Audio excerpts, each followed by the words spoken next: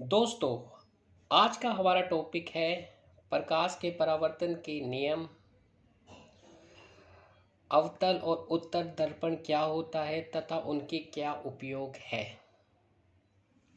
तो हम स्टार्ट करते हैं प्रकाश के परावर्तन के नियम से।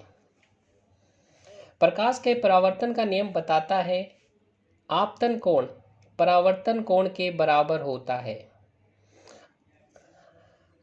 आपतित किरण दर्पण के आपतन बिंदु पर अभिलंब तथा परिवर्तित किरण सभी एक ही तल पर होते हैं। इसको समझने से पहले आपको ये डायग्राम को समझना पड़ेगा। देखो, ये सूर्य है। सूर्य से जो किरण आ रही है, ये एक आपके पास कोई देखिए सतह है जिससे टकरा कर ये वापस होगी। तो जो किरण सूर्य से निकल के इस सतह में टकराती है, इस बिंदु में, इसे कहते हैं आपतित किरण। और जो टकराने के बाद निकलती है उसे कहते हैं परावर्तित किरण। अब इन दोनों के बीच में इस बिंदु से अगर हम एक 90 का लंब खींच दें, जिसे हम अभिलंब कहते हैं, तो इस आपतित किरण ने इसके साथ जो कोण बनाया उसे कहेंगे आपतित कोण, जिसका एक चर्चा हमने यहाँ की है आपतन कोण के रूप में। और जब ये वापस निकलती है तो ये अभिलंब के साथ जो कोण बनाती है, ये वाला कोण जिसे मैंने आर से डिनोट किया गया है, इसे कहते हैं परावर्तन कोण। तो पहला नियम यह है कि जो आई होता है और आर होता है दोनों बराबर होते हैं, मतलब आपतन कोण परावर्तन कोण के बराबर होता है। और जो ये आपतित किरण है वो इस बिंदु में आई, अभिलंब जो है वो भी इस बिंदु में आया और परिवर्तित किरण भी इसी बिंदु से निकली। तो ये तीनों के तीनों, ये और ये तीनों एक ही बिंदु पर है। ये आपका दूसरा नियम बताता है। आपतित किरण दर्पण के आपतन बिंदु, ये आपतन बिंदु ने, ये आपतित किरण यहाँ हो गया इसका आपतन बिंदु, ये हो गया अभिलंब, ये अभिलंब हो गया, और ये हो गया परावर्तित किरण। तो आपतित किरण का जो आपका ये आपतन बिंदु हो गया और अभिलंब का ये जो बिंदु हो गया, परावर्तित किरण का जो ये बिंदु हो गया, तीनों एक ही तल में है, एक ही जगह है। ठीक है, ये आपका दूसरा पॉइंट बता रहा है परावर्तन का नियम। पहले में तो उसने बताया कि जो ये वाला कोण होगा जिसे हम आपतन कोण कहते हैं, ये परावर्तन कोण के बराबर होता है। दूसरा ये कहता है कि आपतित किरण, अभिलंब और परावर्तित किरण तीनों एक ही तल पर होते हैं, और ये यहाँ पर दिखा रखा है कि ये इसी तल पर है। ठीक है, अब आपका आता है गोलीय दर्पण किसे कहते हैं। ऐसा दर्पण जिनका परावर्तक पृष्ठ गोलीय है, गोलीय दर्पण कहलाते हैं। देखो, जब भी प्रकाश किसी सतह से टकराता है तो वो वापस बैक हो जाता है। ठीक है, जिसे हम कहते हैं परावर्तन होना।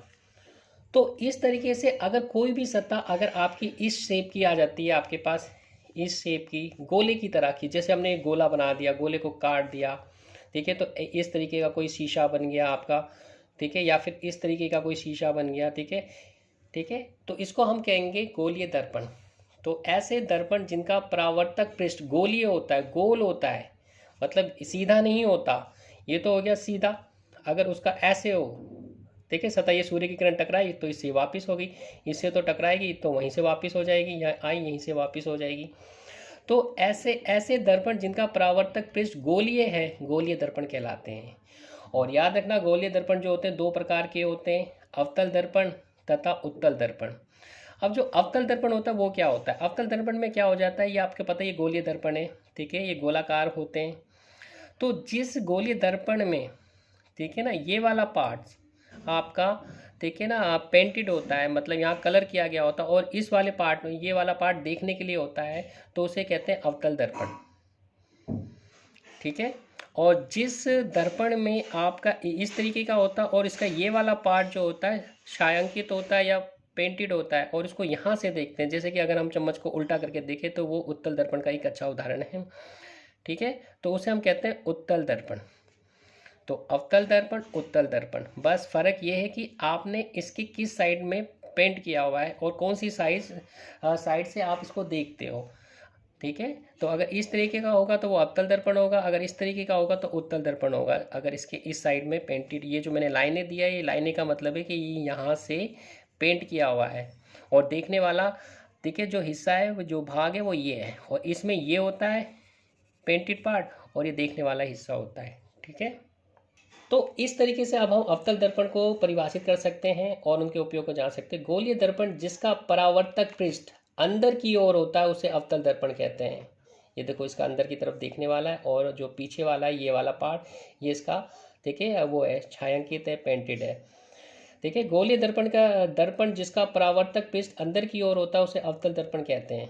ठीक है, इसका उपयोग क्या, शेविंग करने के जो आईने होते हैं वो इस तरीके के होते हैं ताकि जो पीछे की जो कटिंग होती है उसे दिखाने के लिए, ठीक है ना, यूज़ करता है। ठीक है, गाड़ियों के हेडलाइट जो होते हैं वो, ठीक है ना, अवतल दर्पण के होते हैं। और आपने देखा होगा, ठीक है ना, आँख कान और नाक का जो डॉक्टर होता है वो भी, ठीक है ना, अपने मरीजों का इलाज करने के लिए इस तरीके के दर्पण का इस्तेमाल करता है। ठीक है, ये तो था आपका अवतल दर्पण। अब आ गया उत्तल दर्पण। ठीक है, गोलीय दर्पण जिसका परावर्तक पृष्ठ बाहर की ओर होता है उसे उत्तल दर्पण कहते हैं। यहाँ पर जो था अवतल में अंदर की ओर था, अंदर की ओर, ठीक है, जिसका परावर्तक पृष्ठ अंदर की ओर है, और इसमें हो जाता है बाहर की ओर, तो उसे उत्तल दर्पण कहते हैं। इस प्रकार से ये उत्तल दर्पण है। इसका जो, ठीक है, पेंटेड पार्ट्स है वो पीछे वाला हिस्सा ये वाला हो गया, और यहाँ से आप इसको देखते हैं।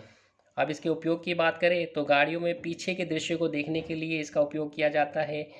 स्ट्रीट लाइट रिफ्लेक्टर के रूप में किया जाता है ताकि सूरज की जो किरणें होता है सीधी ना पड़ के उसको आप कहीं और भेज दो। ठीक है, टेलीस्कोप में भी इसका उपयोग किया जाता है।